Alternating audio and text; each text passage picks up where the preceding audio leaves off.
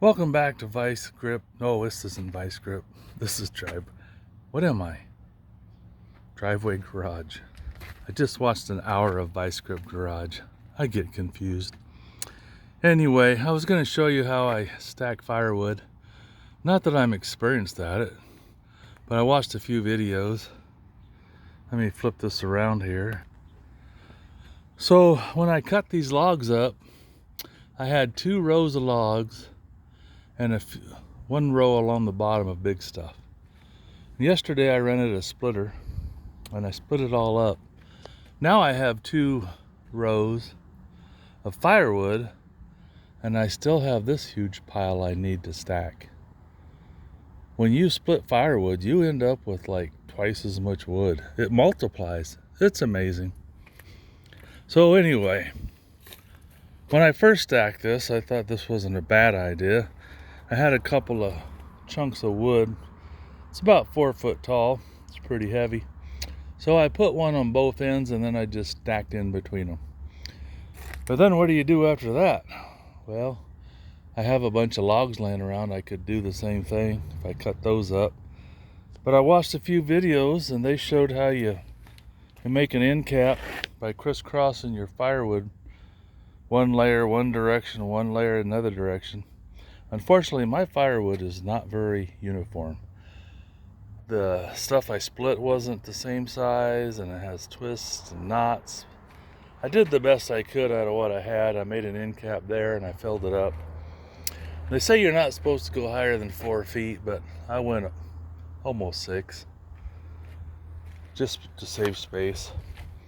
Now this end cap, you can see, it's leaning to the front, to the left, and I think it's leaning to the left the other direction too.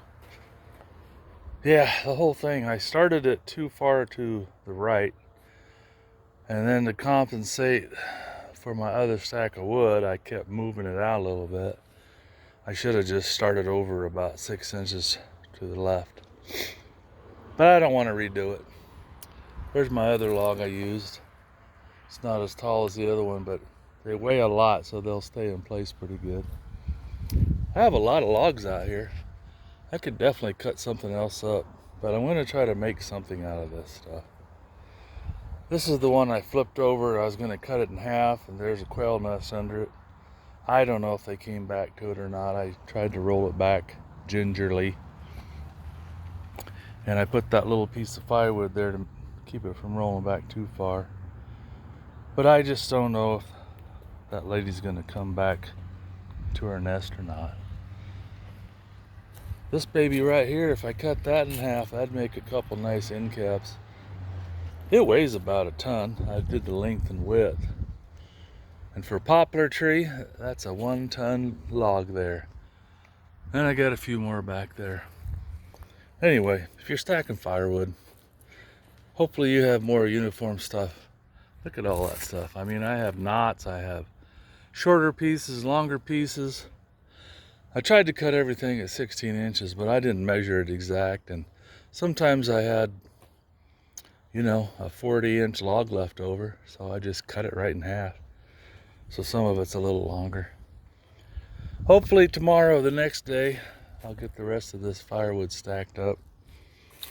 I don't know if I'm just going to stack right in front of this. It's asphalt. It has a slight slope downhill about probably 6 inches from the right to the left. But hopefully I can make it work. I think it'll be all right. I got a lot of firewood to stack. I imagine I'll get 2 more rows out of it. I don't know what firewood is worth per piece. If it's worth 50 cents a piece, maybe I'll get some of my money back for the chainsaw and the splitter and all that. Anyway, if you're stacking firewood for the first time, this is a not such a good example of how to do it, but you get the gist of it. Crisscross the end rows and put a little weight on it. It should stay there. Anyway, thanks for watching. Have a great day.